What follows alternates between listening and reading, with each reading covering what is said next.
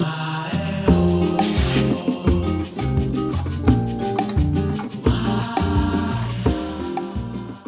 we are going to demonstrate how to ingest data from Delta Lake into Apache Pinot using StarTree Data Manager. StarTree Data Manager provides a nice no-code interface for users to ingest data from any of the supported sources.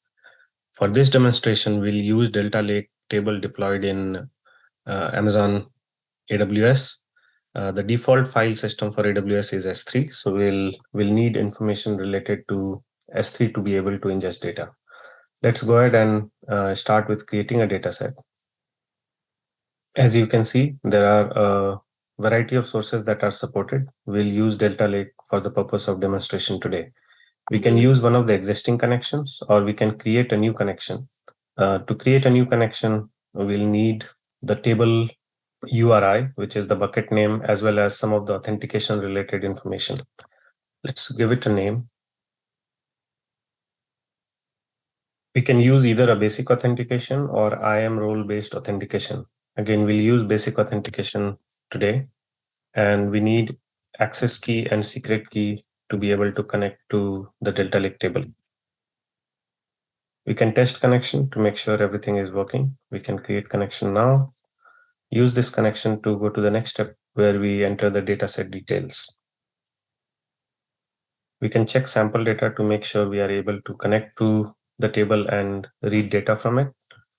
When we go to the next step, we see the data modeling interface. In this interface, we can change the schema as desired in the Pinot table. We can delete a field. We can say extracurricular JSON string. We don't want it in Pinot, so we can delete it here.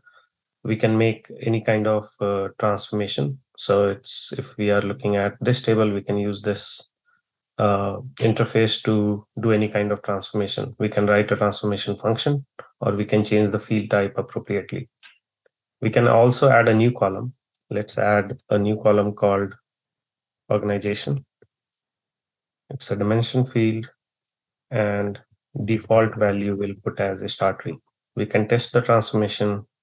It works fine. We can create this column. And at this point, for advanced users, they can go to preview Pinot data and schema.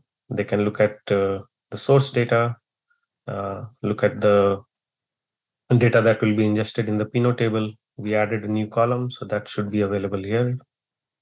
Yeah, organization is available here.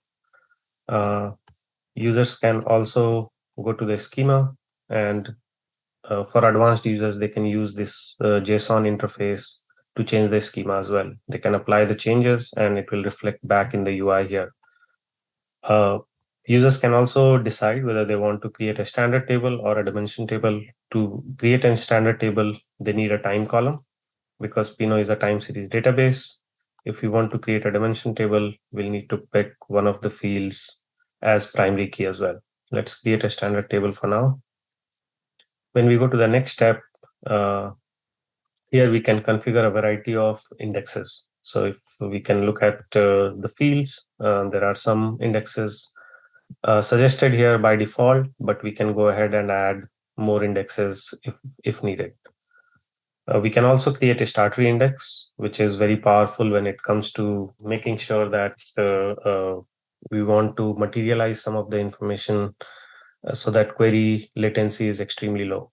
There are some other information around tenants, but one of the important information here is data retention. By default, it is set to 180 days. We can change it to 30 days. And as with schema changes, we also provide a nice JSON interface for advanced users to make changes in the table configuration as well. So users can go and make changes in the indexes, create a StarTree index using this interface as well. That's pretty much it. So when we go to next, we have one more opportunity to look at all the changes that we have done, look at the data that will be ingested, look at the schema, make changes in the table config if needed. And once we say create data set, that shows the status that ingestion is healthy. We can go to query console and we can look at the table and see if the data is getting ingested or not.